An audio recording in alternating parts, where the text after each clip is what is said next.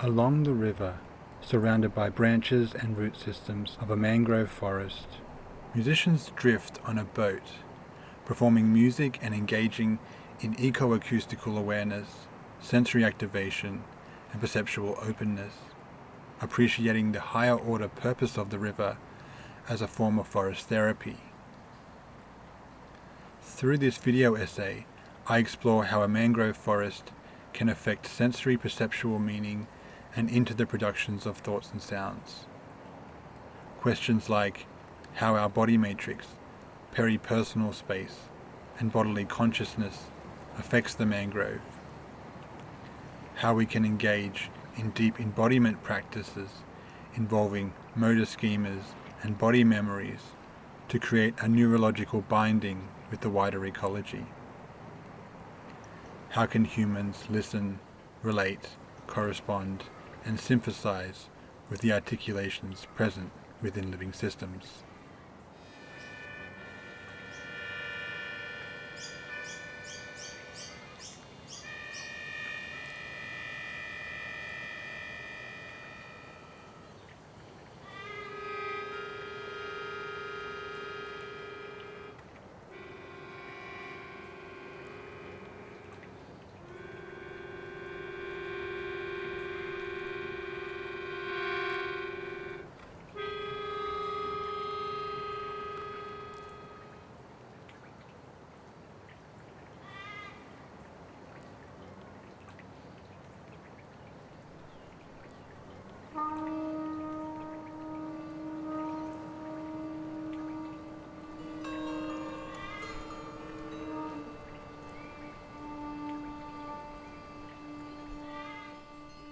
Inspired by filmmaker Agnes Varda and her concept of the imagination of materials, the performers, like characters in a film, are given names and personalities that embody one aspect of the mangrove. Pneumanophore, Rhizophora, Microalgae, Vivipary. The performers engage in switching between two counter-opposed ways of thinking and being, the focus mode and the diffuse mode. This is applied to their instrument body and the perception of the river. Diffused awareness known as the multiplicity of sensation, or embodied processes that transcend our sensory modalities, known as the supramodal. The performers are in synthesis with their environment. For example, the instability of the boat is matched with the instability of air pressure and lip positions on the mouthpiece of the trumpet.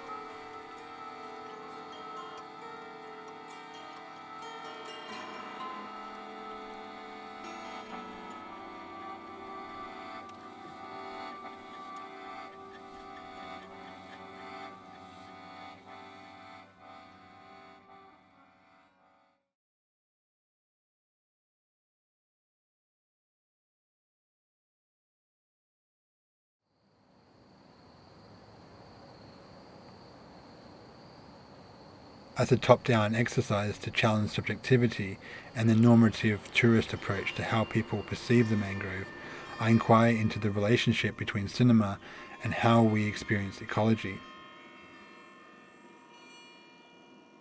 Derived from a post-phenomenological perspective regarding the impact of cinema and the whole media landscape on people. The emphasis is not just what we see, but the processes behind what we see. If cinema can be thought of as a brain or a body that thinks, to quote Deleuze, then the mangrove is also a brain that can depict thoughts in an indirect way and simulate the production of thought.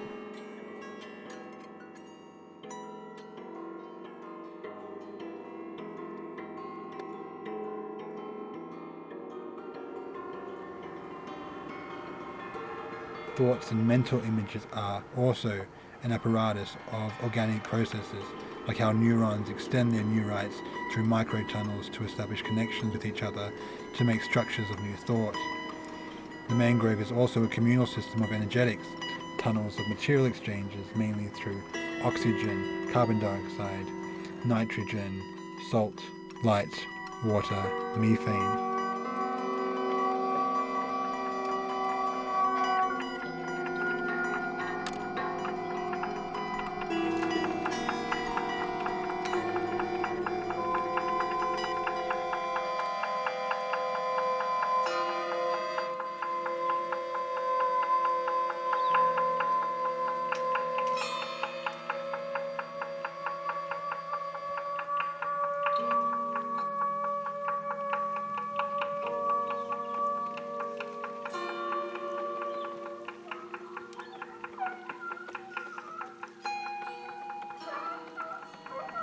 What if we were to look at the mangroves through the Deleuzian concept of the neuroscience or thought images, which is when we project ourselves and our mental concepts onto images like a landscape or a root system.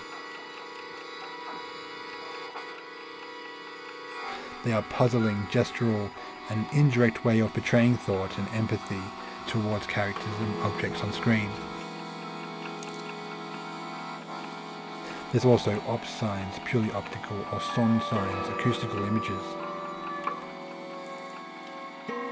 In a process I call biological automovision, the mangrove aerial roots become op signs for the performer's son signs to internalize, correlate, and intensify their experiences. Mangrove neuroscience are embedded into body representations or body signs, then into acoustical images or acoustical signs.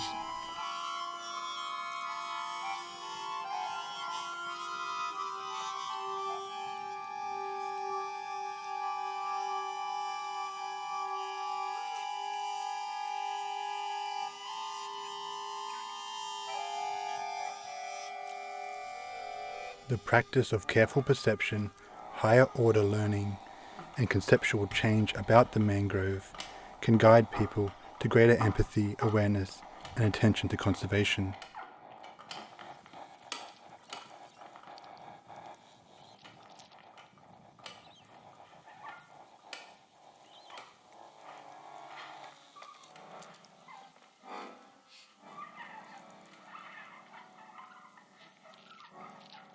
Like the body, a boat is also a heterotopia, together forming a heterotopic coupling.